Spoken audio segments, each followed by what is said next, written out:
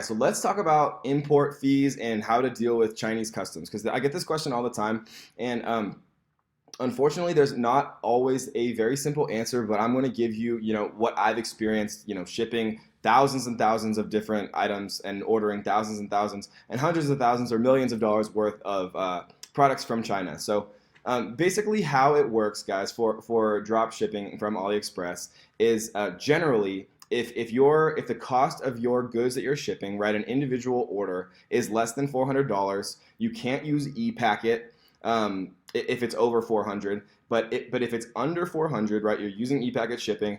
Generally, Chinese customs will categorize it as a gift, and you won't have any import fees or taxation, or more importantly, delays. And so the reason that whatever I've said, in the course or in the past, the reason that I do always suggest getting samples, and I think this is extremely important for a couple reasons, to always get samples for your especially when you're forming a relationship with a factory, just to kind of get a feel for, the quality of the product, just feeling it in your hands, really seeing it. Pictures and reviews can really only tell you so much. So first of all, for the quality, but second of all, and equally as important, is you want to know if there's going to be any delays. So like if you ship something and it's kind of on the edge, right? Because there's a lot of things that come up from an anti-dumping perspective and a dangerous goods perspective, like lithium-ion batteries, for example.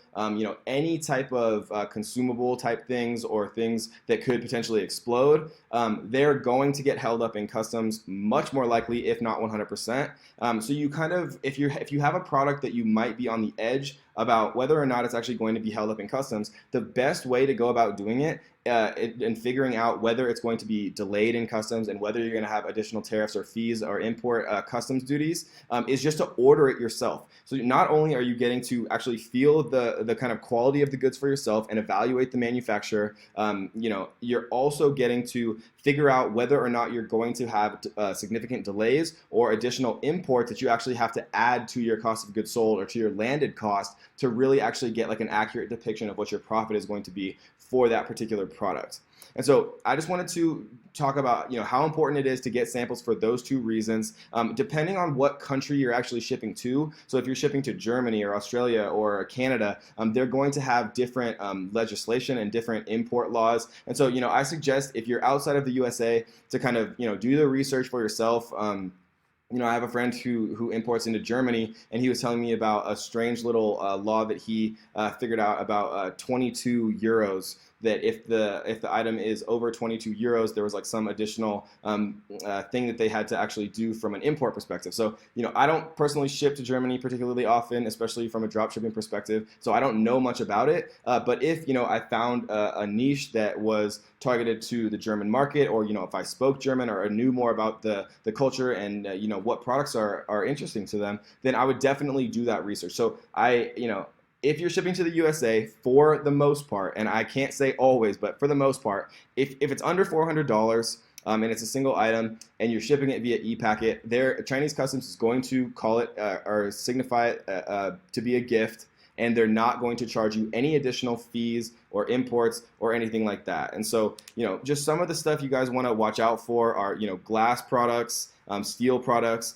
prefabricated food or drink products, smart bracelets, like if you're going to do like a Fitbit type thing or like a heart monitor, electronics generally get held up a bit more, just because the USA has anti-dumping legislation and agreements with China, just so that China can't ship in a bunch of like super cheap electronics and just undercut the market for American companies. And so if you have a product that you're thinking about doing that kind of fits in the bill of being at all dangerous, or could explode, or anything to do with anti-dumping, then do a little bit more research, guys. And don't feel like you can't reach out to your suppliers, because they ship all the time. I promise you, they ship to the USA, and so they're probably familiar with how things work. But at the end of the day, guys, there's no better way than just to order samples. You get the quality check, and you get to see for yourself from the day you order it on your site. Order it from your own site. And if I ordered it today on November 10th, or whatever day it is, right, then I'm going to count the days to when it actually arrives at my door. If it arrives at my door on the 22nd, then it takes 12 days, and that's